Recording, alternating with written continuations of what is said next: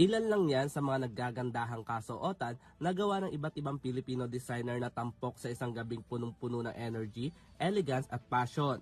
Naganap yan sa kakatapos lang na 8th year anniversary celebration gala, runway fashion show at 3rd Meet Your Excellence Awards Night 2026 ng Dreammaker Production Modeling Management, kung saan ang kanilang motif at tema ngayong taon ay black at red na sumisimbolo sa fire.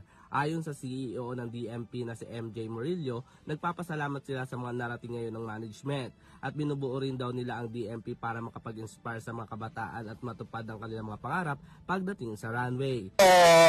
Ngayon po, 8 years ang DMP and thankful kami kasi ayun nga, inabot namin itong part na to, enjoying na to kasama yung mga team namin.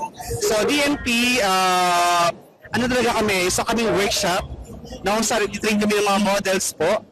And ayun nga, gusto namin makapag-inspire sa mga young ones. And of course, gusto namin mabigyan sila ng matupad yung kanilang mga pangarap na if gusto nila yung ginagawa nila, gusto nila mag-runway, we're here to help.